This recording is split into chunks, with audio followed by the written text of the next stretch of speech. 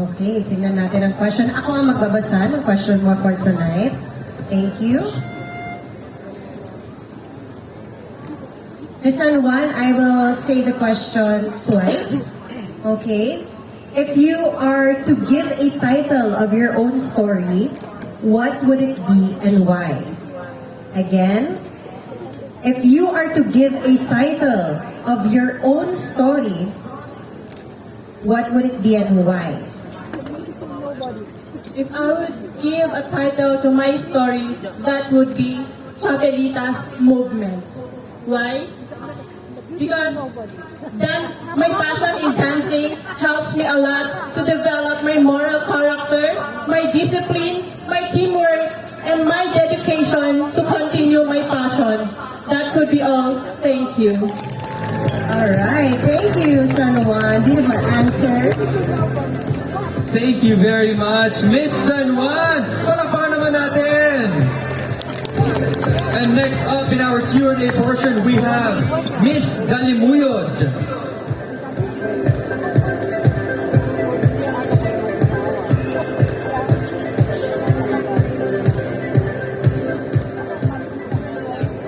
Alright, ano kaya ang tanong ni Miss Galimuyod? Okay. Your question is, what is your goal in life and what necessary steps will you take to achieve it? What is your goal in life and what necessary steps will you take to achieve it? Thank you for that wonderful question. I am from a small town in Galimuyod, and growing up, I had noticed that each and everyone shows their appreciation to their IP identity, especially on how we speak, for I am a part of an indigenous people community.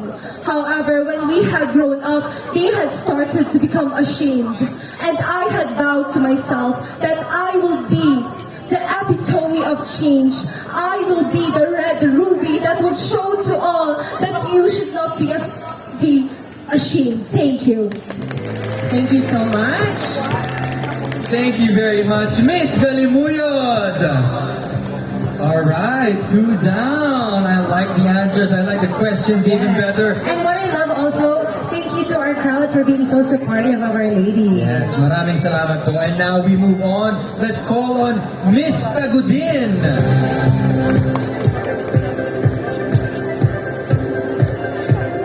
Miss Tagudin, you may now choose your question.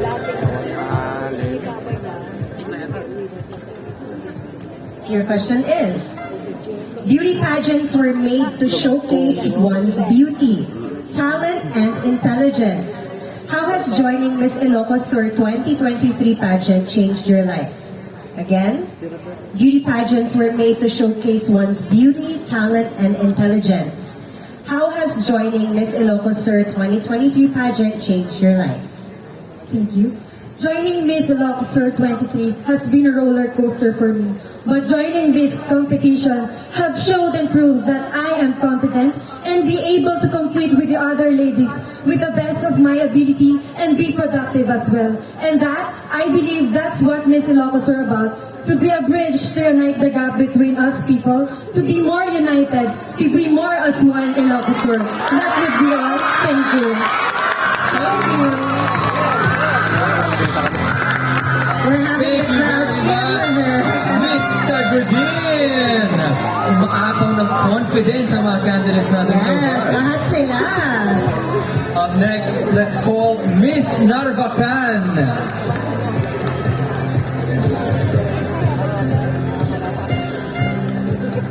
Hello, Miss Narvacan.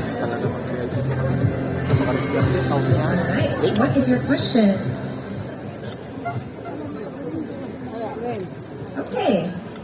One day you'll lose your sense of sight. Who or what would you want to see the last? And why? Bago mo mawala yung sense of sight. So one day, you will lose your sense of sight.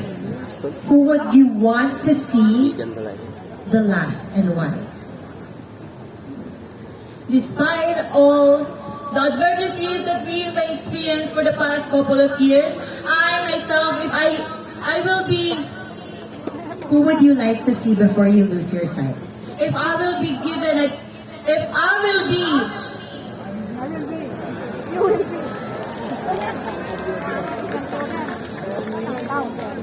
I would choose to see if I will be blind someday. It's my father and mother who is very important to my heart and soul because they have been my hero for my past few days and everything shall be fine with them in my sight forever. Thank you. Thank you so much. Thank you very much, Miss Narvacan. Our next candidate, we have Miss Santa Maria. Ladies and gentlemen, palakpakan natin ang mga candidates natin. Being here is not easy. It's a tough competition talaga. Hello, thank you so much. Your question is, after more than 2 years of fighting against COVID-19, if COVID is a person and given a chance to ask them a question, what would it be and why? Again, after more than 2 years of fighting against COVID-19, if COVID-19 was a person and given a chance to ask them a question, what would it be and why? Okay, the question will be, what is the essence of life?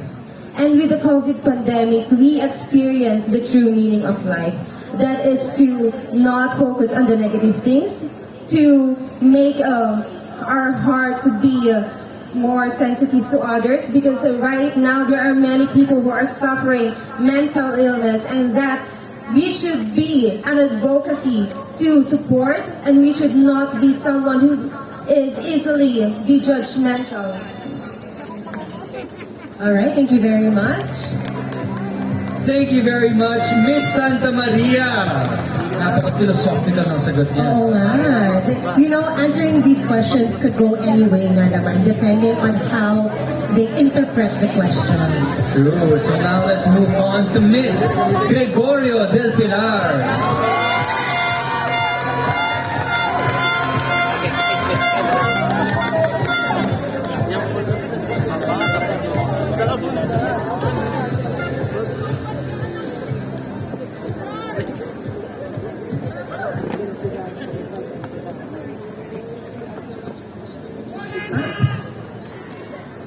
Alright, your question is, we all live for a purpose. What is your purpose? We all live for a purpose. What is your purpose? Well, I think my purpose is to stand here as a hope, as a light, that at the end of the cave, you will see a beam that is still bright and shines. Before this, I have doubted myself, I have conquered myself, but now I am standing here as a hope of life. And may all these girls and all these youth see their faces reflected in mine. Thank you. Thank you very much. Miss Gregorio del Pilar. Medyo papuntang beauty with a purpose na yung tanong Oh na my, yan. beauty with a purpose nga eh. Okay, let's call our next candidate, Miss Suyo.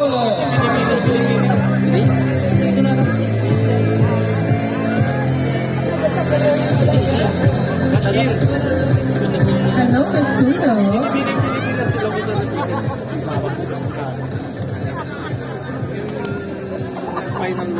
Alright, Miss Suyo, your question is, what things do you think you are not ready yet to face in the near future and why? Again, what things do you think you're not ready yet to face in the near future and why? The only thing that I am not ready to face in the near future is that by losing my parents, I would never be happy and I will never be who I am today without them. And they built me and I didn't have done and give back to them yet, and I want them to be proud of me, and that would be all. Thank you. Alright, I'm sure your parents are very proud of you. Yes, that was Miss Suyo. Up next, we have Miss Magsingal. Hoy, masuk gila to, Magsingal. Sino bata?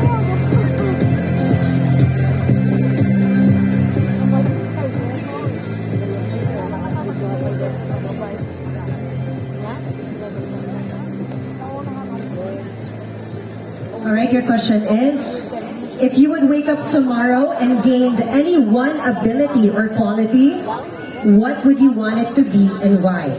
Again, if you would wake up tomorrow and gained any one ability or quality, what would you want it to be and why?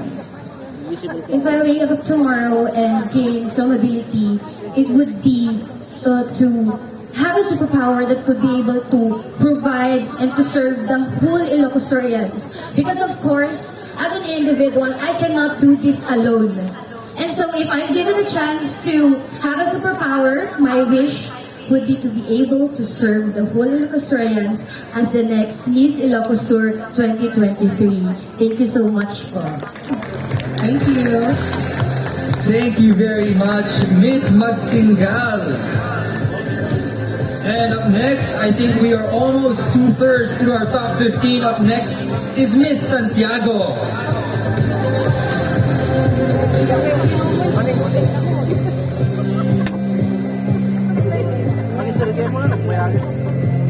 Hello, Miss Santiago. Thank you. Miss Santiago, your question is, what has been your biggest challenge in life and what are the things you did to overcome it? What has been your biggest challenge in life and what are the things you did to overcome it?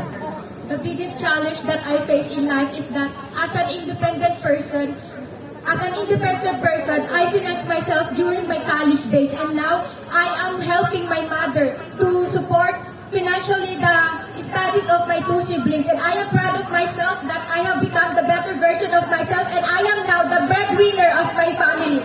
And I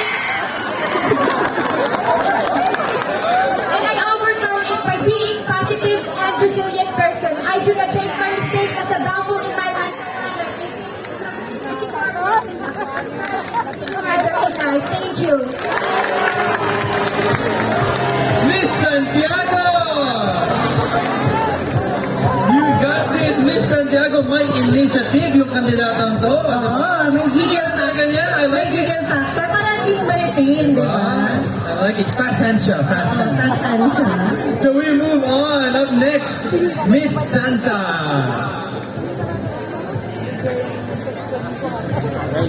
Sabay, Bigan. Alright, Miss Santa, please choose your question.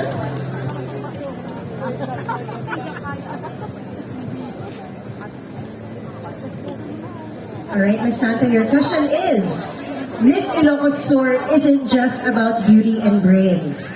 What other component do you think would it require from a candidate? Again, Miss Ilocos Sur isn't just about beauty and brains. What other component do you think would it require from a candidate? I believe that Miss Ilocos Sur 2023 is not all about beauty. It's all about having a purpose and having a voice in this pageantry. Because if you yourself can influence others, then you will for sure be able to bring not just Ilocos Sur, but also your whole nation into the abundance and harmony with peace and unity. Because that is the essence of Miss Ilocos Sur 2023, a beauty with a purpose. Thank you. Thank you very Parang much. Miss World na ang sagot. Oh, that is Miss Santa. May Miss World slant. Ang sagot niya. We're moving on. The hometown hero, Miss Vigan.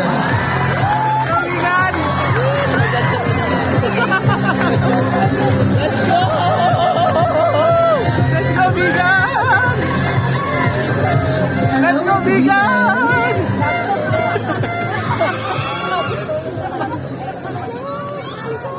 Alright, in your opinion, what are the top 3 qualities that a Miss Ilocos Sur should possess? Again, in your opinion, what are the top 3 qualities that a Miss Ilocos Sur should possess? To be a Miss Ilocos Sur is a honor and a great responsibility. The top 3 qualities that I would want to see in a Miss Ilocos Sur is 1, to be compassionate to others.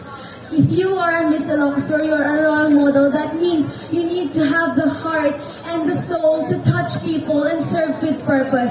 Number 2, you need to have the loving, caring side of you. Without that, you wouldn't be able to reach out to your society. And most importantly, being ambitious. Because this world is full of opportunity. And you need to believe that you can achieve with being ambitious. And that shows that we Ilocanos can achieve one Ilocos Sur. Thank you. Thank you very much. Yes, Vigan. Confident, consistent because of Miss Ilocos Sur 2023. And up next, for our last third of our campaign, we have Miss Cervantes.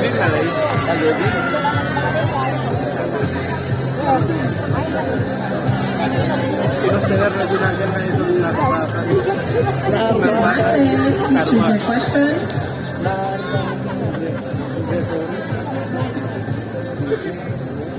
Alright. What story of your life can you share to the young generation nowadays that can help them pursue their dreams? Again, what story of your life can you share to the young generation nowadays that can help them pursue their dreams? I graduated year 2020. Unfortunately, my dad died year 2019. He did not see me graduate, and that is the message I would like to leave today. We are so busy growing up that we forgot that our parents are growing old. Make them proud. Succeed for your family, for yourself, and for the community. Because success is much more sweeter when it is shared. Thank you. Thank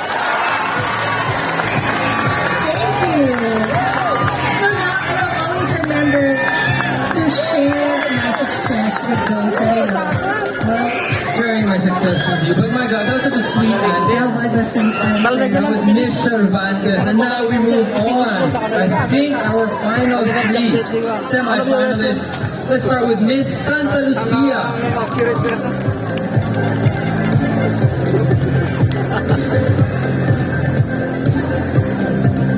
Nag-monetize kayo? Alright, Miss Santa Monetize kayo? Lucia.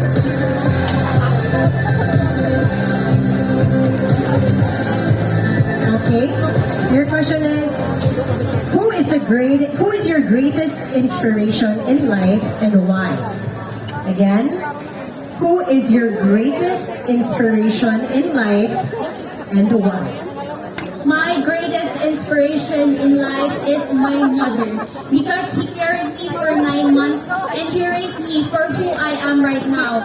My mother is a big part of who I am and I thank her because she taught me to believe in myself. That's why I am standing here in the stage of Miss Ilocos Sur 2023 because she taught me to believe in myself. And so I am encouraging you, especially the young women, to also believe in yourself because if you believe in yourself, everything would be possible. Thank you.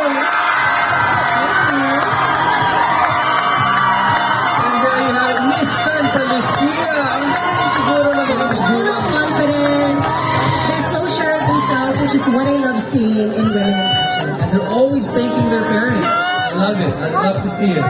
Now let's move on. Final 2 semi-finalists. We have Miss San Ildefonso.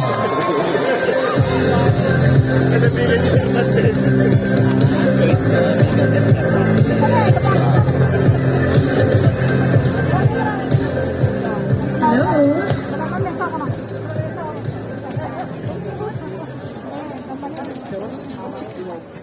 Alright, your question is, what do you think is the greatest issue or problem that our country is dealing with right now, and how can you be of help? Again, what do you think is the greatest issue or problem that our country is dealing with right now, and how can you be of help? I think the biggest problem we are facing right now is the inflation. As the prices in the market are rising right now, we should help each other to be one, because in this time of crisis, we should help each other, and let's trust our government that they're doing their best to solve this problem as soon as possible. Thank you. Thank you so much, San Ildefonso. And here we go. Well, last but definitely not the least of our semi-finalists for this question and answer portion, we have Miss Santa Cruz. Miss Santa Cruz, there is one more question left na lang.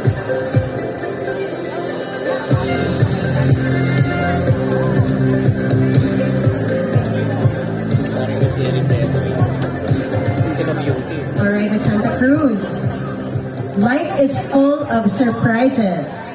But what surprise do you not want to witness and why?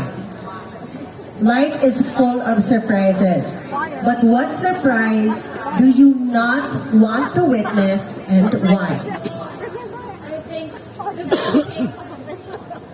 I think the best thing that we should celebrate tonight is life. So the one thing that I am afraid the most is death. Because with that, I will not be able to continue my passion, to fight for my dreams and to reach my goals. So in this time of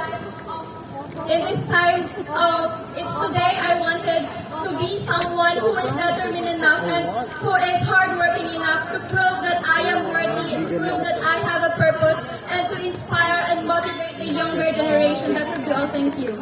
Thank you so much.